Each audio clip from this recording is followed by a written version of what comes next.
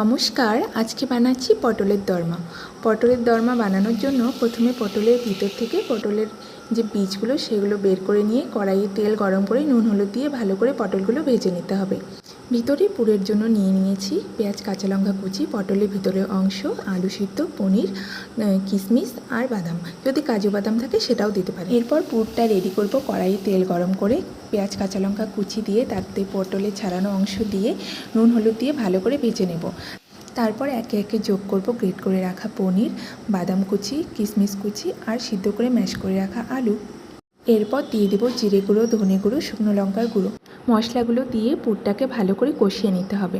আমি এখানে স্বাদের জন্য সামান্য গুঁড়ো দুধ ও চিনি ব্যবহার করেছি। এরপর মশলাটা ভালো করে শুকনো হয়ে গেলে নামিয়ে ঠান্ডা করে নিতে হবে। পুরটা ঠান্ডা হয়ে গেলে আমরা ভেজে রাখা পটলের মধ্যে পুরটা ঢুকিয়ে নেব। পুরটা বেশ ভরে ভরে ঢোকাতে হবে যাতে পটলের মধ্যে কোনো ফাঁকা জায়গা না থাকে। এরপর গ্রেভির জন্য কড়াইয়ে তেল গরম করে তাতে গোটা জিরে, শুকনো লঙ্কা, তেজপাতা এবং গোটা গরম মশলা ফোড়ন দিয়ে দেব। এরপর পেঁয়াজ ও আদা বাটা দিয়ে সেটা ভালো করে ভেজে নিয়ে এতে যোগ করব কুচি করে রাখা টমেটো। এরপর নুন হলুদ দিয়ে টমেটোটা একটু নরম হয়ে গেলে একে একে দিয়ে দেবো ধনে গুঁড়ো, জিরে গুঁড়ো, শুকনো লঙ্কা গুঁড়ো।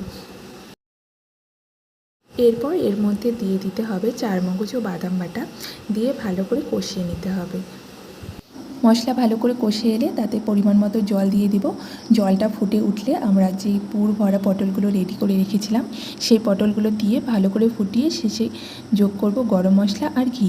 ব্যাস রেডি আমাদের পটলের দরমা। রেসিপিটি কেমন লাগলো অবশ্যই জানাবেন। ভালো লাগলে একটা লাইক, কমেন্ট, শেয়ার করে দিবেন। টাটা।